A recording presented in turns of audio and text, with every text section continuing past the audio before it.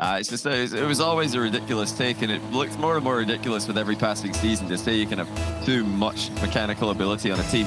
There's no limit to how much mechanical ability you can have, and just how much it'll help you. You know, mechanics, it just makes you more efficient, makes you, a lot more difficult to deal with. Zen looking at the stealing double here. Oski's all over him. And you know, when we say that Zen's not come into this event with the 1v3 mechanical plays, it's not to downplay his achievement here. He's actually just playing so well as a team player. You know, he's not trying to 1v3 every single play. He's passing, he's making space for his teammates, he's faking, he's calling that he's leaving the ball to let his teammates come into these plays. These are all good things to do. It's, I think, something a lot of the other mechanical players around the world are going to be looking at, thinking, okay, maybe it's time for me to trust my teammates a little bit more. Toe off the reset. Now we get the follow-up, and that was what was missing in game number one. They had the mechanics, they had small wins, they never had the follow. Yeah, good positioning there by Oski. He's covered in any kind of weak clear in that direction, which is what's happened here. Radosin didn't expect to get just a clean touch on that. He's hoping to just block it, stop the play in its tracks. That last second change of direction from Atto forced his touch to be a bad one. Oski ready for it? Team Liquid 1-0.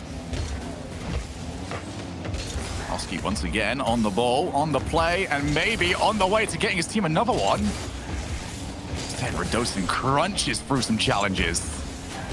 Zen doesn't look like he's got support for a while yet. Alpha just sneaking up behind. Oski controlling every single time at the moment. Working for now, but you do wonder what happens when Vitality start trying to shut that down. But now Vitality have been pretty happy just to allow the play to develop from Team Liquid and just deal with what heads their way. Oh, so beautiful back pass there by Atto. Oh, okay. That corner double coming out of defense. Always expect one more touch with players like these on the field. Vitality are playing very closely together. Can they defend? No, they can't. It's another well-worked passing play. First goal was Atto to Oski. Now it's a Chronic to Atto. Team Liquid, the three-headed dragon offense, starting to go into top gear. Significantly improved. Just seems like they dropped the respect a little bit over on the side of Team Liquid. They're not a team that you really want to see in, as you were describing in the last one, a controlled game like Vitality were trying to play. No, this is a roller coaster squad. And they are ready just to go for the ride. For now, they're enjoying that 2-goal lead. And follow up immediately, Atto. Actually gets it back down. That's crucial from a Chronic. Do not want Vitality stand to build up that pressure. Oh, actually, a Chronic's there, and Radosin, incredible vision to shut that down. Now it's going to be the other 2/3 finally combining for a goal. We've had two different combinations from Team Liquid here. What recovery by Chronic there on the ceiling. They're bringing Oski into the game's end with a difficult overhead read. He misses it, and Oski punishes him. And we do have the perfect combination again. 2/3 for every single player on Team Liquid when it comes to goal participation. 3-0 in game two. It's been utter domination. If they lost the momentum from the 4-0 win, it's right back with some new momentum. They're not allowed to hold it from a series. They'll try and score 4 in this game. Radosin scrambling back. Actually, touch that allows Radosin to move back into the play. Team Liquid running rampant, responding so well, and Atto is already off the ceiling. This is scary.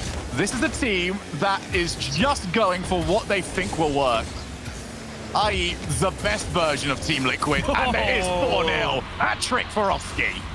They're just unstoppable when they get rolling. This team have had an unbelievably high peak this weekend. Radosin worried about the bump from a Chronic there, didn't dive into the play, and he just gets completely exposed. The top corner shot flies over his head. And this is just ridiculous. 3 goals for Oski in this game.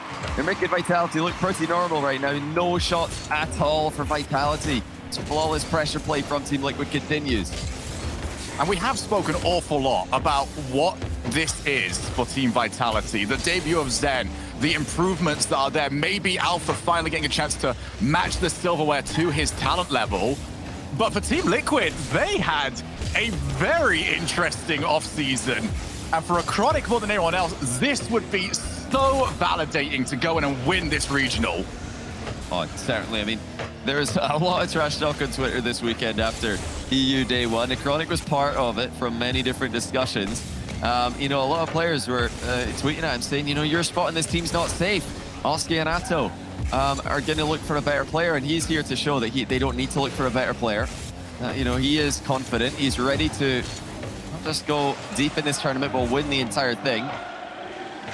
When you've got Oski on form like this, I think it is possible. Atto's had an incredible event, start to finish, but it's that, you know, that 1-2 punch, Oski and Atto.